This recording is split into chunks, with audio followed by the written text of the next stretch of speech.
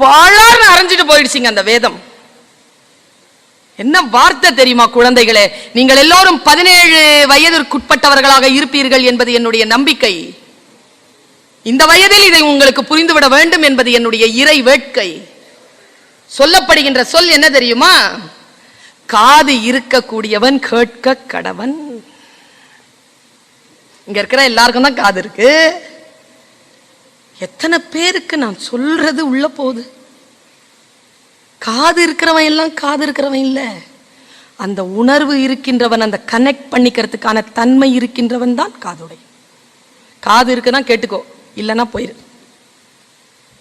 வார்த்தைகள் வருகின்ற பொழுது குழந்தைகளே, உங்கள் காதுகளால், உங்கள் கண்களால், உங்களுடைய மூக்கினால், உங்களுடைய மெய்யினால், உங்களுடைய வாயினால், அது என்ன பஞ்சபூதங்கள் வருகின்றனவோ பஞ்சபுலன்களால் அப்படி எடுத்து பெரிய விஷயங்களை சாதிப்பதற்காக நான் சொல்லி தந்து கொண்டிருக்கிறேன். பெரிய விஷயங்களை சாதிப்பது என்பது சின்ன விஷயங்களை புரிந்து கொள்ளுதல். சின்ன விஷயம் தான். எவன மலை தடுக்கியா விழுறான்? சின்ன கல் தடுக்கி தானே விழுந்துறான். இந்த சிறிய கல் எது? பெரிய விஷயங்களை நம்மால் சிந்திக்க முடியாதபடிக்கு பக்கத்துல உட்கார்ந்து உன் காதை ஒருத்தன் நோண்டிக்கிட்டே இருக்கிறானா, அதாலதான் பாழாவ போகுது. இந்த வயசுல சில விஷயங்களை சொல்லிடணுங்க. சில விஷயங்களை நம்ம மறுக்கிறதுனால அந்த ஆசிரியர்களுக்கு ஒரு விஷயம் தெரியுமா? நம்ம சொல்றதெல்லாம் நம்ம பிள்ளைங்க கேட்கறது இல்லை. கிளாஸ்ல இப்படி உட்கார்ந்து இருப்பான், நம்மளதான் பார்த்துட்டு இருப்பான், நல்லா இப்படி இருப்பான், அப்படிமா அங்க இருக்கிறான்னு நினைக்கிறீங்க? எத்தனை கிலோமீட்டர் தூரத்தில் இருக்கிறானோ, எங்கெங்க இருக்கிறானோ, என்னென்ன பண்ணிக்கிட்டு இருக்கிறானோ தெரியாதுங்க. நம்மளதான் கவனிச்சிட்டு இருக்கிறான்னு நம்ம சொல்றோம். எல்லா டீச்சர்ஸும் சொல்ற ஒரு வார்த்தை என்ன தெரியுமா? கடைசியா எனக்கு தெரிஞ்சு சிலது யூனிவர்சல் வேர்ட் கோடிங் இருக்கு. டீச்சிங் முடிச்ச உடனே டீச்சர், யூ அண்டர்ஸ்டாண்ட்?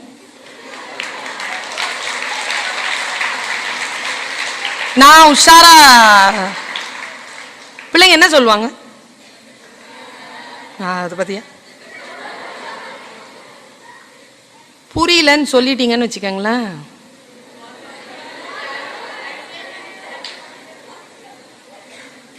இதெல்லாம் நிர்வாக அதிகாரிகளை வச்சுக்கிட்டு சொல்லணுங்கிறதுனால தான் சொல்றேன்.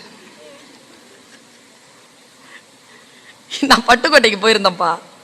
உள்ள போயிட்டு ப்ரோக்ராம் 5 மணிக்கு போற லஞ்ச் ஏற்பாடு. அந்த ஒரு அம்மா நின்றுட்டு இருந்தது. அந்த ஆள் நல்ல மனுஷன் விட்டுட்டு போயிட்டார். வீட்டில் சாப்பாடு போடுவாங்க, நீங்க சாப்பிட்டுட்டு ரெடி ஆயிட்டு வாங்க, நான் ஒரு 4 மணிக்கு கூப்பிட்டு, நான் ஸ்கூல்ல கொஞ்சம் டெக்கரேஷன் இருக்கு, நான் போறேன்ட்டு அவர் போயிட்டார். நான் உள்ள போய் போன உடனே உட்காருங்க உட்காருங்க அப்படி இல்லை, நான் போய் உட்காருங்க உட்காந்து, இவர் யார் தெரியுதா அப்படின்னாரு. அவங்க முன்னால ஒரு ஆள் இருக்குது. இப்போ விட்டார்ல, அவர் தான் என் வீட்டுக்காரர். அவருடைய தாத்தா இருக்கார்ல, அவருடைய ஒண்ணு விட்ட சித்திக்கு 2 பேர பசங்க. அந்த 2 பேர பசங்கள இவருடைய கொழுந்தியாக்கு தான் அவங்களை கல்யாணம் பண்ணி வச்சிருக்கு. இப்ப புரியுதா அவருக்கு எனக்கு என்ன தொடர்புன்னு? நான் என்ன சொல்லியிருப்பேன்னு நினைச்சீங்க? புரியுதாங்கிறாங்க. நான் என்ன சொல்லியிருப்பேன்? புரியுதுன்னு சொல்லிடுவேன். ஏன்? நம்ம பிள்ளைகள் புரியுதுன்னு நம்ம கிட்ட சொன்னா என்ன அர்த்தம்னா, இல்லேன்னு சொன்னா மறுபடியும் அதே கிளாஸை நீ நடத்துவ. அதுக்கு பதிலா புரியுதுன்னு சொன்னா நான் தப்பிச்சிருவேன். பல புரிஞ்சிருச்சா அப்படின்னு உடனே புரிஞ்சிருச்சு அப்படின்னு அவங்க சொல்றதுக்கான ரகசியமே இதுதான். டீச்சர்ஸ் நமக்கு தெரியுதா? ஐயோ, என் கிளாஸ்ல பிள்ளைங்க எல்லாரும் அதுங்க இன்னொரு விஷயம் பண்ணாங்க, அண்டர்ஸ்டாண்ட் அப்படின்னா, அப்பா கிளாஸ் முடியுதுன்னு தெரிஞ்சு சைலண்ட் ஆயிடுவாங்க அந்த டைம்ல மட்டும். எஸ் மேம் அப்படின்ட்டு நம்ம வெளியில போறதுக்கு முன்னாலே எழுந்து நிற்கும். பார்த்திருக்கீங்களா? என்ன அர்த்தம் அதுக்கு? கிளம்புன்னு அர்த்தம். அதனால பிள்ளைகள் நம்ம பேசுறத புரிஞ்சுக்குதா புரிஞ்சுக்கலையா இல்ல. ஆசிரியர்களுக்கான உயர்வான இலக்கு என்ன தெரியுமா? பர்ஃபார்ம் பண்ணுதுங்களா? நீங்க நடத்தின கிளாஸ்ல பர்ஃபார்மன்ஸ்ல வந்திருக்குதா, அப்போ நீங்க பெரிய விஷயத்தை சாதிச்சிட்டீங்கன்னு அர்த்தம். ஒரு குழந்தையை புரிய வைப்பது அல்ல ஒரு ஆசிரியருடைய நோக்கம். இன்ஸ்பயர் பண்ணணும். எதுக்கு? To Aspire. வெளிப்படுவதற்காக மன எழுச்சியை ஏற்படுத்துங்கள். ஒரு ஆசிரியராக இருந்து நான் சொல்லுகிறேன், நான் கண்டுபிடித்த ஆகப்பெரிய ஆசிரியம் என்ன தெரியுமா? எல்லா ஆசிரியர்களின் காலில் விழுந்தும் கெஞ்சி கேட்டுக்கொள்கிறேன், தயவு செய்து உங்கள் புத்தியை இந்த குழந்தைகளுக்கு தந்து விடாதீர்கள்.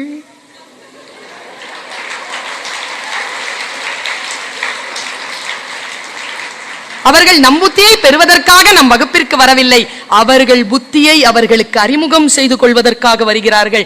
அவர்கள் யார் என்று அவர்களுக்கு சொல்லிக் கொடுங்கள். உங்களை நீங்கள் அவர்கள் மீது திணிக்காதீர்கள். இதாங்க பெரிய விஷயம். பெரிய விஷயங்கிறது என்ன? ஏன் பொங்கல் வைக்கிற அத சொல்.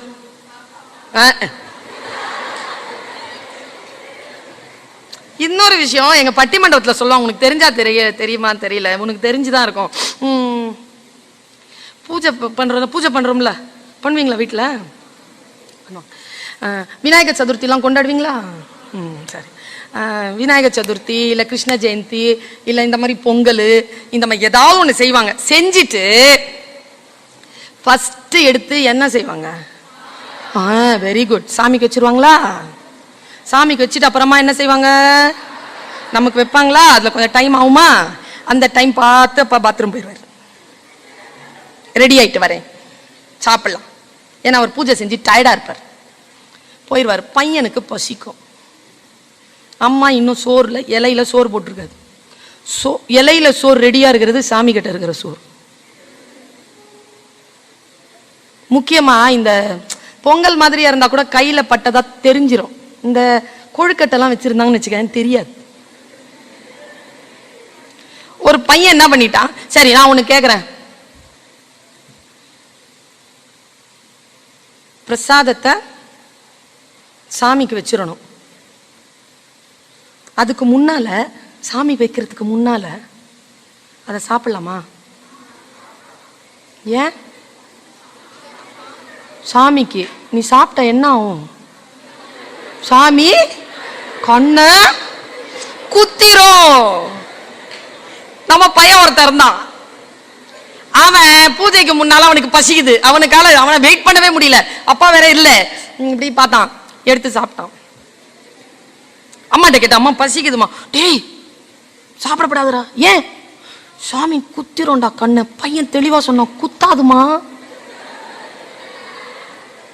ஏண்டா? நான் ஏற்கனவே சாப்பிட்டமா, குத்தவே இல்ல. நான் என்ன சொல்றேன், பிரசாதத்தை படைப்பதற்கு முன்னால் சாப்பிடக்கூடாது என்பது ஒரு பண்பாடு. அது சாப்பிட்டா சாமி எல்லாம் கண்ண குத்தாது, சாப்பிடப்படாது. ஏன்னா இறைவனுக்கு நாம் கொடுக்கக்கூடிய அந்த மன இரக்கம் இருக்கு இல்லையா, அந்த மன தாழ்ச்சி இருக்கு இல்லையா, அது உன்னை வேறு நிலையில் உயர்த்தி கொண்டே போகக்கூடிய ஒரு தன்மையை தரும் என்பதற்காக தான் அப்படி வச்சிருக்காங்க. முதல்ல பிரசாதம்னு என்னன்னு குழந்தைகளுக்கு சொல்லி கொடுத்துட்டீங்கன்னா அதுங்க அதை கேட்குமா? என்னன்னு பேசி கொடுத்துருங்க, சாமி கண்ணை குத்திரும், அவன் குத்தாதான் தான் சொல்லுவான். சாமிலாம் கோச்சிக்காது பிள்ளைகளா, நாம் நம் நிலையிலிருந்து தாழ்ந்து போம். இந்த பெண்களை ரொம்ப அழகா சாப்பாடு பரிமாறும் போது ஒரு விஷயம் சொல்லுவாங்க. சாப்பாடு பரிமாறக்கூடிய பெண்கள் முதலிலே சாப்பிட்டிருக்க கூடாது, நின்னபடி பரிமாறணும்பாங்க. ஏன் அப்படின்னா, வயிறு நிறைஞ்சிருச்சுன்னு வச்சுக்க, முன்னால இருக்கிறவங்களுடைய பசி புரியாது. பசியோடு இருக்கின்ற பொழுது நமக்கு பசிப்பது போல் தானே இவருக்கும் பசிக்கும் என்று அந்த கை அள்ளி அள்ளி அள்ளி அள்ளி போடும் என்பதற்காகத்தான் சாப்பிடறதுக்கு முன்னால நமக்கு சோறு போட்டுருமான்னு சொல்றது. அதே மாதிரி ஆம்பளைங்களும் நீங்க சாப்பிடறதுக்கு முன்னால எங்களுக்கு சோறு போட்டாலும் நாங்க சாப்பிடுவோம், அதெல்லாம் ஒண்ணும் சாப்பிட மாட்டாலும் சொல்ல மாட்டோம். நீங்களும் எங்களுக்கு சாப்பாடு போடும்போது நீங்களும் சாப்பிடாம போடுங்க, நல்லா போடுவீங்க. அது பரிமாறுகின்ற ஒரு குணம், அவ்வளவுதான். விஷயங்களை சயின்டிபிக்கா புரிஞ்சுக்கோங்க குழந்தைகளை. பொங்கல் ஏன் வைக்கிறோம்? புதுப்பான். நான் ஒண்ணு சொல்லவா, பொங்கல்ங்கிறது நத்திங். அந்த ஐயா நல்லா சொன்னாருங்க, எல்லா மத விழாக்களுக்கும் ஒவ்வொரு கதை உண்டு. கதையே இல்லாத வெறும் வாழ்வியலினுடைய புதுமையை சொல்லக்கூடிய ஒரே விழா பொங்கல் திருநாள் என்கின்ற, தை திருநாள் என்கின்ற தமிழர்களுடைய விழா. எவ்வளவு பெரிய விஷயம் தெரியுமா? புது பானைங்க, புது அரிசி, புது தண்ணி, புது வெல்லம், புதிய மஞ்சள், புதிய கரும்பு என்று புதியன விரும்பு. இன்றிலிருந்து உன்னுடைய லைஃப் புதுசா ஆரம்பிக்குதுங்கிற எழுச்சி கொள்வதற்காகத்தான் பொங்கல் அப்படின்னாலே பொங்குதல், வளம் பெறுதல். நிறைவடைதல், நிறைந்து நிறைந்து இருத்தல். அது அப்படி புரிஞ்சுக்கோங்க. அது ஒரு சடங்காக புரிந்து கொண்டால் வாழ்க்கையில் சில விஷயங்களை மிஸ் பண்ணிடுவோம். என்ன கேட்டா, பொங்கல் திருவிழாக்களுக்கு பெண் குழந்தைகள் தமிழ் மரபுப்படிக்கு வளர்ந்த பிள்ளைகள் ஆடை அணிய வேண்டும். நம்ம பசங்களுக்கெல்லாம் வேஷ்டி வாங்கி கொடு. வேஷ்டி கட்டிட்டு வரட்டும். கட்ட தெரியலீங்க, கட்டிக்கோ ஒட்டிக்கோ, கட்டிக்கோ ஒட்டிக்கோ, கட்டிக்கோ ஒட்டிக்கோன்னு அலைறான். இதை நீ கட்டிக்கோ, இதை ஒட்டிக்கோன்னு. கட்டிக்கோங்கிறது 45, ஒட்டிக்கோங்கிறது 16. நீ தான் கட்ட கட்டு. வேஷ்டில உன் மானம், உன் மரியாதை, அந்த ஆடையை ஒருபோதும் விடாது. முக்கியமாக விழா காலங்கள்னு வரும்பொழுது உன்னை நீ அடையாளப்படுத்திக் கொள்ள வேண்டும் என்றால், தமிழ் மரபோடு உன்னை அடையாளப்படுத்திக் கொள்ள வேண்டும் என்கின்ற சிந்தனை உனக்கு வந்தால், நீ பெரிதினும் பெரிது பெறுவதற்கான வாய்ப்புகளில் ஆசீர்வாதமாய் இருக்கிறாய் என்று அர்த்தம். அங்கேயும் அதே பேண்ட், அந்த ஜீன்ஸ்னு ஒண்ணு வந்திருக்கு, துவைக்கவே மாட்டான். அவனுக்கு என்ன பிரச்சனை? நான் தோச்சா காயாது மிஸ், காயணுமே. அதுல வேற எனக்கு ரொம்ப ஆச்சரியம். என் பையன் உன் வயசு, உன்னை விட ஒரு வயசு பெரியவனா இருப்பான், 2 வயசு பெரியவனா, அவ்வளவுதான். பேண்ட வச்சிருக்கிறான். போய் கேக்குறையா, என்ன கலாச்சாரம் இது? கிழிஞ்சிருக்குப்பா. அதுவும் திட்டம் போட்டு கிழிச்சிருக்கான். ஆனா திட்டம் போடாம தானா கிழிஞ்ச மாதிரி கிழிஞ்சிருக்கு. அதனாலதான் அவ்வளவு காசம். 16,000 ரூபாய். அட, அவனை வெட்டி வெயில்ல போட 16,000 ரூபாய் கொடுத்துட்டு ஒரு கிழிஞ்சி போன ஒரு பேண்ட்டை வாங்கிட்டு வருவா. அதுவும் தானா கிழிஞ்ச மாதிரி கிழிஞ்சிருக்கு. திட்டம் போட்டு கிழிக்கல, அதை அப்படி அப்படி வச்சிருக்கான். என்னது இது? என்ன மரபு இது? நம் மரபு இல்லையே. நான் இன்னொரு விஷயம் சொல்றேன். உங்க எல்லாருக்குமே ஒரு போதை இருக்கு. பெரிய விஷயத்த அப்படி தொடணுமா? ரொம்ப பெரிய விஷயத்த சொல்ல போறேன். பெரிய விஷயம் உன் கைக்குள்ள வரணும்னா தெரியல, கடந்து போயிருவ. கடக்காத. நான் எவ்வளவு உயர்வான நிலைக்கு போனாலும், எவ்வளவு உயர்வான நிலைக்கு போனாலும் என் நிலையை மறந்ததில்லை, என் சூழலை மறந்ததில்லை, என் ஆடையை மறந்ததில்லை. ஏனென்றால் நான் தமிழச்சி. என் மதம் வேறு, உங்கள் மதம் வேறாக இருக்கலாம். ஆனால் நீயும் நானும் தமிழ், தமிழ் பேசுகிறோம், தமிழ் மரபோடு இருக்கிறோம். தமிழ் என்பது என்ன தெரியுமா? என் ஆடை. தமிழ் என்பது என் உணவு. தமிழ் என்பது என் உறவு. தமிழ் என்பது என் வாழ்க்கையில் அனைத்தும். என் நாடி, நரம்பு, மூச்சு எல்லாம் தமிழ். ஆனால் பிழைப்பதற்காக பல அறிவுகள், பல விஷயங்கள், பல பயணங்கள், அது வேறு. இங்க வந்து நின்ன உடனே உங்க ஆட்கள் எங்களுக்கு ஒரு மரியாதை செலுத்தினாங்க. நீங்க பாத்தீங்களான்னு தெரியல. என்ன செஞ்சாங்க? Very good, very good, very good. என்னன்னா, பூ கொடுத்தாங்க, பட்டயம் கொடுத்தாங்கன்னு சொல்லாம ஷால் போட்டாங்கன்னு சொன்ன பாரு. அதுல ஒரு சின்ன விஷயத்த மட்டும், அந்த முடிச்ச மட்டும் அப்படி லூஸ் பண்ணிட்டு போறேன். முடிஞ்சா நீ அவிழ்த்துக்குள் அல்லது நீ போட்டுக்குள், அது உன்பாடு, எனக்கு என்ன. ஏன் வந்த உடனே பெரியவர்களுக்கு ஒரு பெரிய சால்வையை எடுத்து உடலை மறைத்தார்கள்? நல்லா தெரிஞ்சுக்கோ. என்ன தாற்பயம் தெரியுமா பிள்ளைகளா? மரியாதை என்பது உடலை மறைத்து வைத்திருத்தல். எப்போ நீ அதை திறந்து காட்டுறியோ அப்பவே மரியாதை போயிடுச்சுன்னு அர்த்தம். மூடி இருக்கிறது. ஆடை என்பது நம்முடைய அடையாளம். கிழிச்சி போட்டுக்கிறது இல்ல, கிழிச்சி உடலை காட்டுவது அல்ல. என்றால் பண்பாட்டில் இருந்து கீழே இறங்கி இருக்கிறோம் பொருள். ஒரு காலகட்டத்தில் பொம்பளை பிள்ளைங்களுக்கு நான் சொல்றேன், ஒரு காலகட்டத்தில் நாம பிளவுஸே போட முடியாது. பிளவுஸ் போட்டா மார்பு அறுத்துட்டாங்க திருவிதாங்கூர்ல. அப்ப நடந்த போர் தான் வைக்கம் போர். மேல்சிலை இயக்கத்தை நடத்தினார் தந்தை பெரியார். இது என் உடல், நான் மறைத்துக் கொள்வேன், காட்ட மாட்டேன் என்று சொல்லி. ஏனென்றால் நாம முழங்காலுக்கு கீழே சேலை கட்ட முடியாது. அடிச்சு துவைச்சிருவாங்க, ரத்தம் பார்க்க விட மாட்டாங்க. மேலாடை அணியவே கூடாது. தாய்மார்களும் பாட்டிமார்களும் இளம் பெண்களும் போட முடியாது பிளவுஸ். போட்டீங்கன்னா வரி கட்டணும், மார்பு வரின்னு பேருதுக்கு. லக்ஸுரி டாக்ஸ், ஜிஎஸ்டி மாதிரி வரும். கடலை உருண்டை சாப்பிட்டா 18% கொடுக்கணும் நீ கவர்மெண்ட்டுக்கு. லக்ஸுரி டாக்ஸ் போட்டாங்க நமக்கு. பிளவுஸ் போடுறதுக்கு டாக்ஸ் கட்டுற நாட்டுல இது என் உடல், என்னுடைய மானம், இதை நான் மறைத்துக் கொள்வேன் என்று நமக்கு சீலையை மாறாப்புல போட்ட எத்தனையோ பெரியவர்களுக்கு நாம் நன்றி செலுத்துவதை விட்டுவிட்டு அதை குறைத்து கொண்டு தெரியலாமா? முழங்கால் வரைக்கும் உயர்த்தி இருந்த சேலையை கணுக்கால் வரைக்கும் இழுத்து விட்டது யாரு? மணலி கந்தசாமி என்று கூறு என்ற மணலி கந்தசாமியை நம் குழந்தைகள் படிக்க வேண்டும். ஒரு விஷயத்தை புரிஞ்சுக்கோங்க, ஆடை அணிவதுதான் சுதந்திரம், ஆடை அவிழ்ப்பது அடிமைத்தனம். ஆடையை குறைத்துக் கொள்ளுதல் அடிமைத்தனம். ஆண்கள் எனக்கு ரொம்ப பிடிக்கும் அந்த விஷயத்துல. அவங்கள நீ ஆடையை குறைச்சிடலாம், அவங்கள சினிமாவில் நீ பார்க்க முடியாது. ஜூரிச்ல ஆடினாலும் ஃபுல் கவரேஜோட ஆடுவாங்க. நம்ம பொம்பளை பிள்ளைங்க தான் கால் கட்டிக்கிட்டு கையை கட்டிட்டு உடம்ப கட்டி. எங்கே உடல் காட்டப்படுகிறதோ அங்கே அந்த பெண்ணினுடைய ஏதோ ஒன்று விற்பனை செய்யப்படுகிறது. மானமுள்ள தமிழ்ச்சிகள் நம்முடைய உடல் அசைவுகளையோ உடலையோ விற்பனை பொருளாக மாற்ற மாட்டார்கள் என்பதுதான் நம்முடைய மண்ணினுடைய பண்பாடு. நாம் வீர தமிழச்சிகள், மானத்துடனான தமிழச்சிகள். அப்படிதான் நம்முடைய டிரெஸ் இருக்கணும், அப்படிதான் நம்முடைய சொல் இருக்கணும், அப்படித்தான் நம்முடைய செயல்பாடுகள் இருக்க வேண்டும். இப்படி ரிபெல்லா புரிஞ்சுக்கோங்க, ஒரு விஷயத்தை வித்தியாசம் புரிஞ்சுக்கோங்க. எத்தனை பேருக்கு ஜெயிக்கணும்னு ஆசை?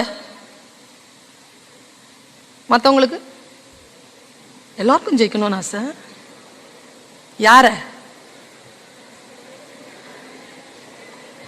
யார பிள்ளைகளா? உங்களையே வா, என்னப்பா சொல்ல. யார? ஒரு 5 லட்சம் பேரை ஜெயிக்கணும் மேடம், அப்போதான் மாநிலத்தில் முதல் +2 பொண்ணா வர முடியும். ஒரு 5 லட்சம் பேரை ஜெயிக்கணும். அப்படியா? யார ஜெயிக்கணும்? எல்லாரும் ஜெயிக்கணும்னு ஆசை இல்ல? அப்படின்னா என்ன? நான் ஒரு விஷயத்த சொல்லி கொடுத்துட்டு போவா, இதை பேசிட்டு முடிச்சுட்டு போயிடுறேன். டீச்சர்ஸ்க்கு தனியா பேசுறதுக்கு. குழந்தைகள் நிதானமா கவனிங்க, கொஞ்சம் நிமிர்ந்து உட்காருங்க. பாருங்க, இப்பவே ஒரு 4 இன்ச்சு வளர்ந்துட்டீங்க. நிமிர்ந்து உட்கார்ந்தால ஒரு நல்ல விஷயம் டீச்சர்ஸ்க்கும் சொல்றேன். டெய்லி உட்காரும் பொழுது பேக் போன் இருக்குல்ல, எரெக்டடா உட்காருங்க. ஆயுசு நீடிக்கும். நெடியே உட்காரக்கூடாது. நிமிர்ந்த நன்னடை, நேர்கொண்ட பார்வை, புவியில் யாருக்கும் அஞ்சாத நெறி, ஞான செருக்கு இருக்கணும். நிமிர்ந்து உட்காருங்க. உட்கார்ந்து இதை கேளுங்க. எல்லாருக்கும் ஜெயிக்கணும்னு ஆசை. ஆனா இது வேற ரெக்கார்ட் ஆகிட்டு இருக்குங்கிறதுனால ஓகே, நோ இஷ்யூஸ். நான் என் பேரன்பின் பெருவழிப்பாடாக சொல்கிறேன். As a teacher, first mark வாங்குற குழந்தைகள் மீது அவ்வளவு எனக்கு அக்கறை இல்லைங்க. எனக்கு அவ்வளோ ஒன்றும் அவங்க மேலே ஈர்ப்பே கிடையாது. ஃபர்ஸ்ட் மார்க் வாங்குற பிள்ளையெல்லாம் பார்த்தா ஓகே சரிப்போ அப்படின்னு விட்டுருவேன். இது எது இந்த இயேசு கிறிஸ்து கையில் பிடிச்சிட்டு இருக்கிறாருல ஆட்டுக்குட்டி, அது ரொம்ப நல்ல ஆட்டுக்குட்டிலாம் இல்லை, ஏற்கனவே கால் உடஞ்ச ஆட்டுக்குட்டி. அது நெருக்கி அப்படி வச்சிருப்பாரு. ஏன்னா கீழே விட்டா மறுபடியும் போய் காலை உடைச்சிக்கோன்னு. நாங்கள்லாம் அந்த மாதிரி ஆட்களை நெருக்கமாக வச்சுருப்போம். மற்ற ஆளெல்லாம் மேய்ச்சல் நிலத்தில் விட்டுருப்போம். அப்படி கண்ணில் தான் பார்வை. மற்றது யார் கீழே அப்படி போயிடுவாங்களோ அவங்கள தான் கண்காணிச்சுட்டே இருக்கிறது. அதனால என் கிளாஸில் யாரும் ஃபெயில் ஆகிறதில்ல. I don't concentrate on brilliant student. I concentrate on a very moderate students. There is no poor students at all. poor student ஒன்று கிடையாது. poor teacher இருக்காங்க, poor students கிடையாது. It is my understanding. இந்த டாக்டரை விட teaching profession ரொம்ப மேலானது தெரியுமா சார் உங்களுக்கு? டாக்டர் ப்ரொஃபஷனும் டீச்சிங் ப்ரொஃபஷனும் ரெண்டும் நோபல் ப்ரொஃபஷன். கண்டிப்பா doctors they are representation of God. ரொம்ப பிடிக்கும் எனக்கு அவங்கள. ஆனா அவங்கள விட நாங்க கொஞ்சம் பிளெஸ்ட். எப்படின்னா, இப்போ உங்க சௌந்தரராஜன் சார் தான் வராருன்னு வச்சுக்கோங்களேன். அவரு ஒரு தெருல முன்னால ஒரு டாக்டர் வந்துட்டாரு, இவருடைய வாத்தியார் வந்துட்டாரு. இப்ப நான் இருக்கிற முன்னால வாத்தியார் தைரியமா சொல்லலாங்க, mister Soundararajan N student.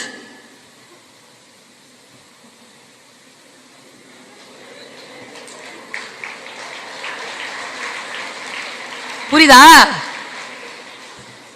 Teaching profession is a blessed profession. We are next to God. Next. அன்னை, பிதா, குரு, தெய்வம். தெய்வத்திற்கு முன்னால் குரு, குருக்கு அப்புறமா தான் அப்பா, அப்பா அப்புறமா அம்மா. இப்படி போவோம் ஹைரார்கி. ஆக்சுவலா பார்த்தா நீங்க எல்லாரும் ஜெயிக்கணும். ஒரு சின்ன நுட்பமான விஷயத்தை சொல்லிட்டு போயிடுறேன். பெரிய விஷயம் அது, ஆனா அவ்வளவு சீக்கிரமா புரியாது. புரியாததுனாலதான் பெரிய விஷயங்களா இருக்கு. புரிஞ்சிருச்சுன்னா அது நமக்கு சாதாரண விஷயம். உயர்வானவர்கள் எப்பொழுதும் பெரிய விஷயங்களை சாதாரணமாக புரிந்து கொண்டிருக்கின்றவர்கள். சிந்தித்து பார்த்து செய்கையை மாத்து. சிறுசா இருக்கையில் திருத்திக்கோ, தவறு சிறுசா இருக்கையில் திருத்திக்கோ. தெரிஞ்சும் தெரியாம நடந்திருந்தா அது திரும்பவும் வராம பாத்துக்கோ. பட்டுக்கோட்டை கல்யாண சுந்தரம். திருடாதே. என்ன வார்த்தை தெரியுமா அந்த பாட்டு? இப்போ படிக்கிறீங்களா பாட்டு? ஆள பாருங்க. டாடி மம்மி வீட்டில் இல்லை, வீட்டில் என்ன பாடுற நீ? அசிங்கமான வார்த்தைகளோடு சேர்ந்த பாட்டை வெக்கம் இல்லாம பாடிட்டு அதுல வேற சிரிச்சுக்கிட்டு இருந்தா எங்கிருந்து பெரிய விஷயம் வந்து சேரும்? எனக்கு ரொம்ப பிடிச்ச பாட்டு என்ன தெரியுமா? உங்களை போலெல்லாம் என் மகன் பணக்கார வீட்டு குழந்தை, நான் பணக்கார வீட்டு குழந்தை இல்லை, நான் ஏழை வீட்டு குழந்தை. மார்கபந்து சார் இருக்கார்ல, அவர் வீட்டு குழந்தைகள் பணக்கார வீட்டு குழந்தைகள், மார்கபந்து ஏழை வீட்டு குழந்தை. அவர் ஏழைதான். சிவாஜி கணேசன் 10 ரூபா கொடுப்பாராம், பிரபு சார் வந்து 1000 ரூபா கொடுப்பாராம். அப்ப கேட்பாங்களா, நீங்க எவ்வளவு பெரிய நடிகர்? இல்லையா, நான் ஏழையா, அவன் பணக்கார வீட்டு பையன், அவன் கொடுக்கறான், நான் ஏழை வீட்டு பையன் பாரான் சிவாஜி ஐயா. நுட்பமா சொல்றேன், பெரிய விஷயங்கள் சாதாரணமா சொல்றேன். இந்த ஃபர்ஸ்ட் மார்க் வாங்குற பசங்களை எனக்கு ரொம்ப இரிட்டேட் பண்ணுவாங்க. நான் ஸ்டூடெண்டா இருக்கும்போது பயங்கர இரிட்டேஷன் அதுங்க. அதுங்களுடைய ஆட்டிடியூட் இருக்குல்ல, அதுங்க ஆக்சுவலா நம்ம கூட சாதாரணமா தான் இருக்கும்.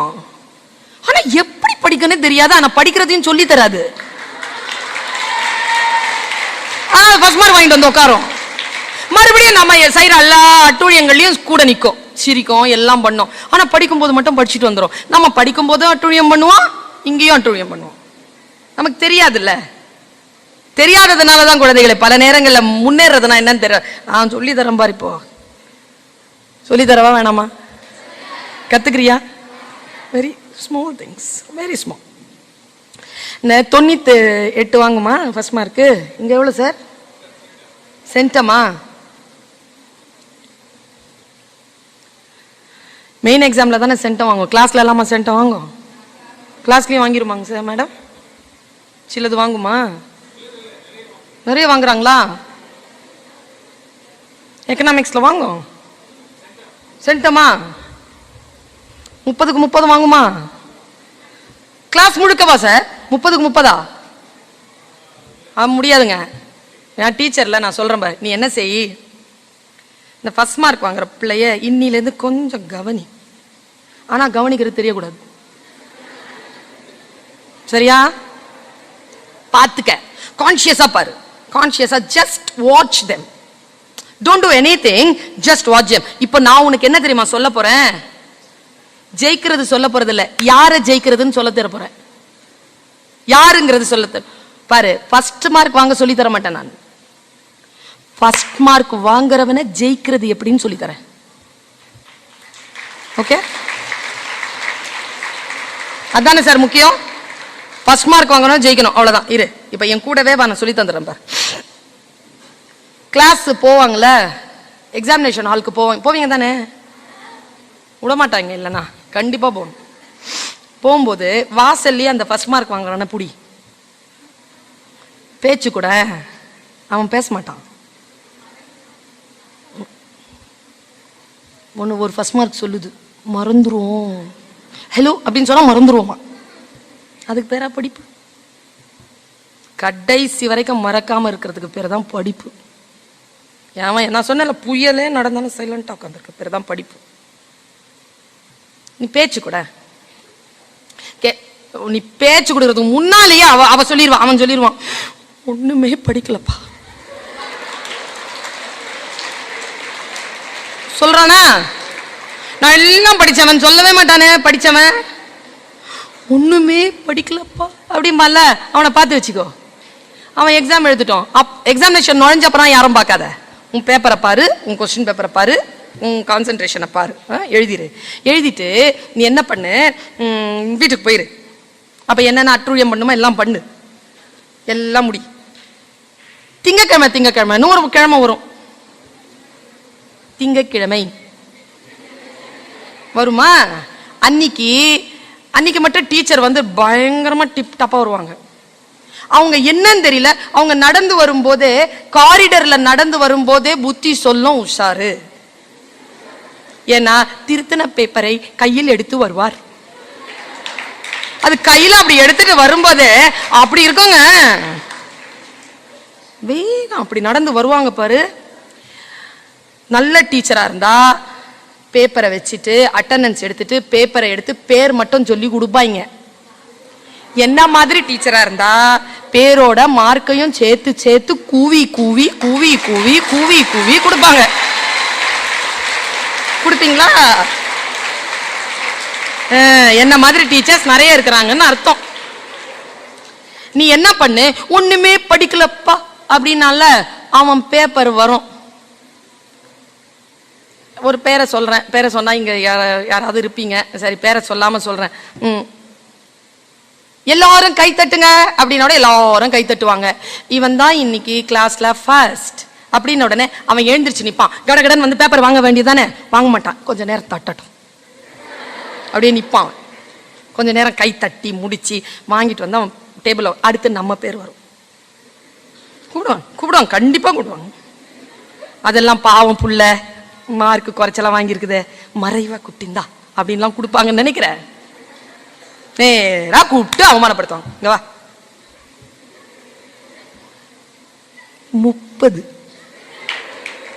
30 30 மார்க்குனா நீ என்ன பண்ணு, வரும்போது அந்த மார்க்கை முடிஞ்சா பார்த்துட்டு வா. கண்ணில் 98ன்னு வரும். 100 இருக்குன்னு வச்சுக்க, சார் சொல்றாரு, ஏன் விடுவானே 100. டீச்சர்ஸனுடைய கையெழுத்தெல்லாம் சுமாராக தாங்க இருக்கும். ஆனால் அந்த 100ன்னு போடும்போது மட்டும் ஒரு அழகு வரும் பாரு. அப்படி போட்டு ஒரு சதவீத குறி போட்டு ஒரு வி போட்டு ஒரு குட்டு அப்படி போடுவாங்க. ஒரு நன்று அப்படின்னு போட்டு கீழே 2 புள்ளி வேற வைப்பாங்க. பார்த்துருக்கியா அந்த பேப்பரை? கிரீனிங்காவது பரவாயில்ல சார், டெத் சென்டென்ஸ் எழுதுற கிரீனிங்க விட கலவரமான ஒரு விஷயம் இந்த டீச்சர் கையில இருக்க ரெட் பென்.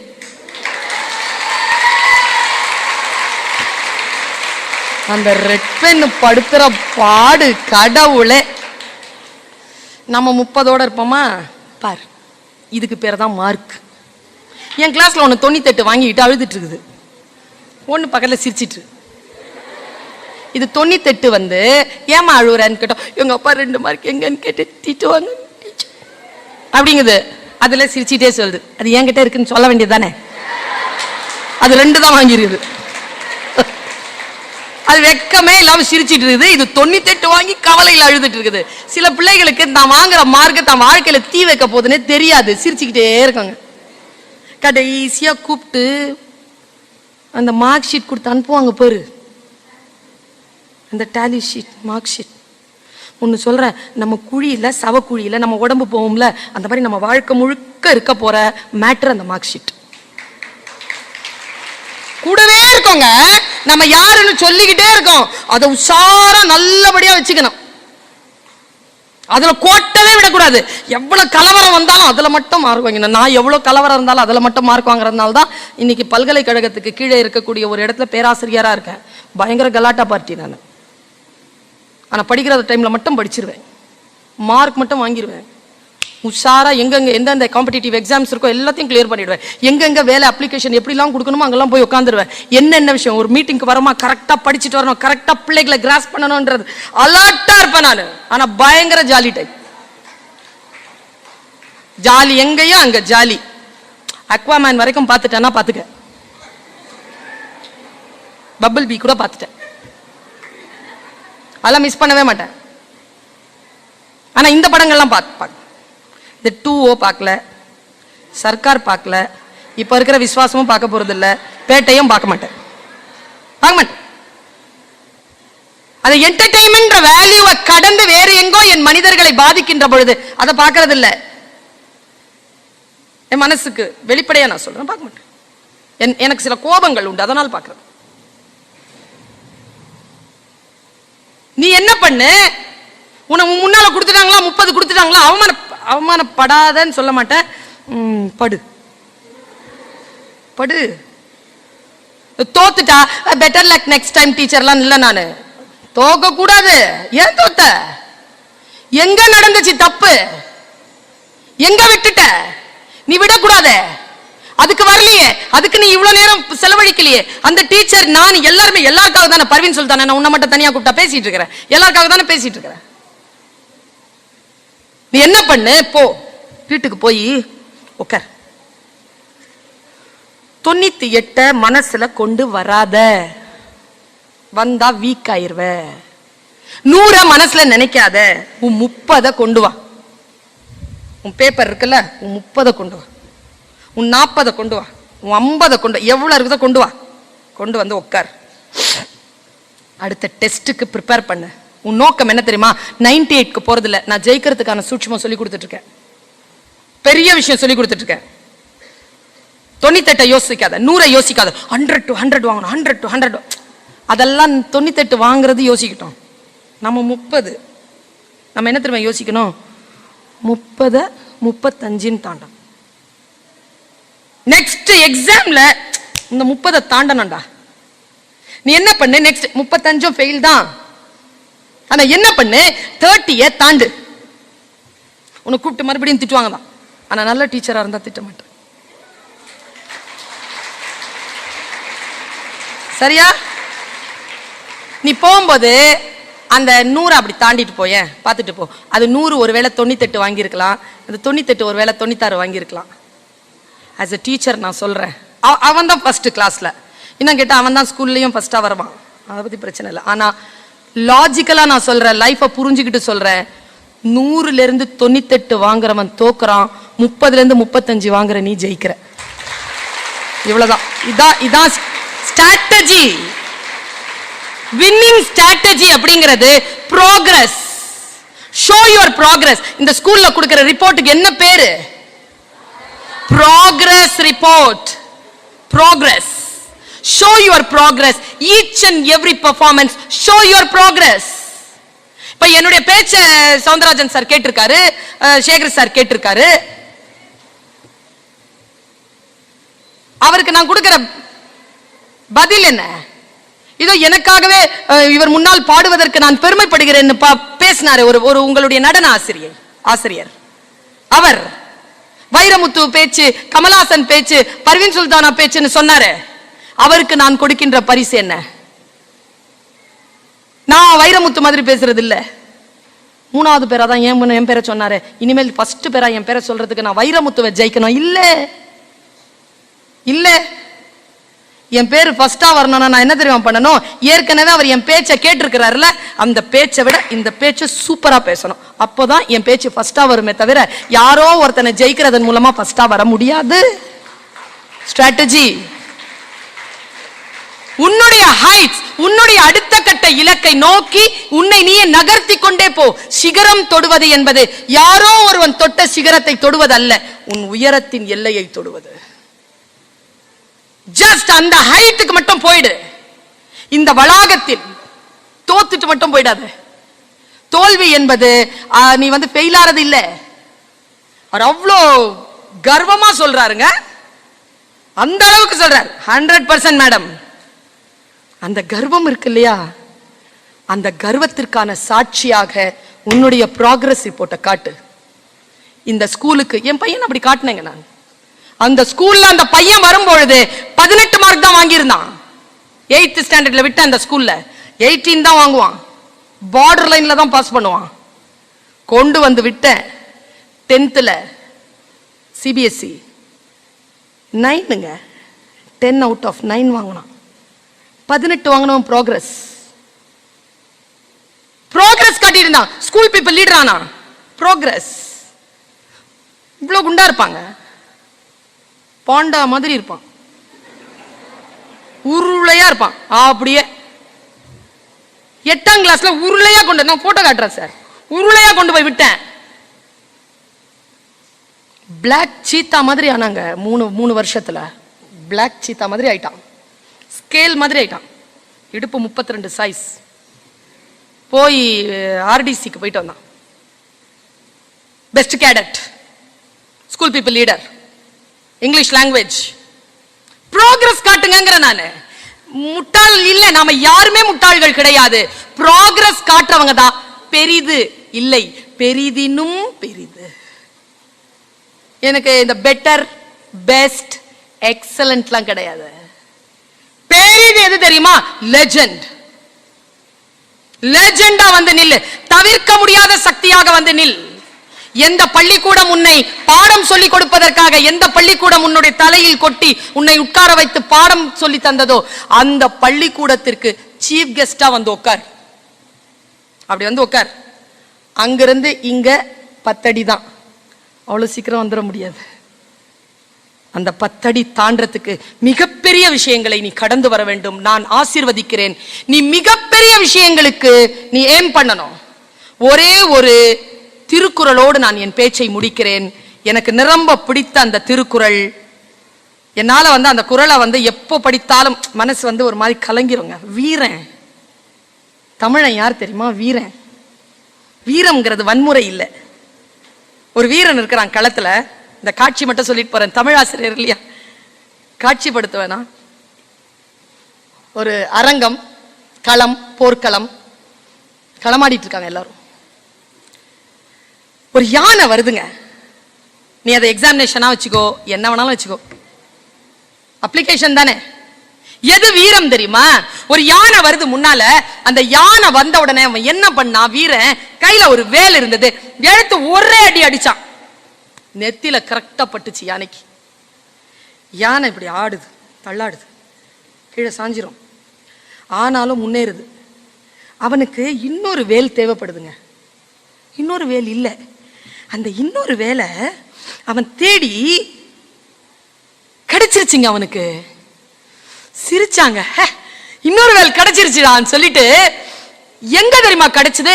அவன் இந்த யானை அடிச்சிட்டு இருக்கும் போது பகை மன்னன் ஒரு வேலை நெஞ்சில எரிஞ்சிட்டான். அவன் உடனே நெஞ்சில எரிஞ்ச வேலை பார்த்துட்டு சொன்னானா, கைவேல் களிற்றொடு போக்கி வருபவன் மெய்வேல் பரியா நகும். டே, அது அடிக்கிறதுக்கு இதோட இங்க இருக்கடா வேல் சொல்லிட்டு இருக்கிற வேலை புடுங்கி சிரிச்சானா. அவன் வீரன். ஐயோ அடிச்சிட்டாங்களேன்னு சொல்லி கீழே விடாம அடிச்ச அந்த ஆயுதத்தை எடுத்து முன்னால இருக்கிறவன் அடிச்சான் பாருங்க, அதுக்கு பேர் வீரம். வீர கண்மணிகள் நீங்கள், வீர புதல்வர்கள் நீங்கள். காதலும் வீரமும் இந்த மண்ணிற்குரியது. நான் சொல்லுகிறேன், தமிழ் இனம் என்பது பேரன்பும் பெரும் கோபமும் ரௌத்ரமும் கொண்ட ஒரு இனம். அந்த இனத்தில் இருக்கக்கூடிய நாற்று கண் நீ. நாளை இந்த இடத்தில் இருந்து பெயர்ந்து இன்னொரு இடத்திற்கு போவாய். அப்பொழுது மற்றவர்களுக்கு பயன் தரக்கூடிய பயிராக நீ வளர வேண்டும் என்று என் தமிழால் உன்னை ஆசீர்வதித்து வாய்ப்பளித்தமைக்கு நன்றி பாராட்டி விடைபெறுகிறேன். வணக்கம்.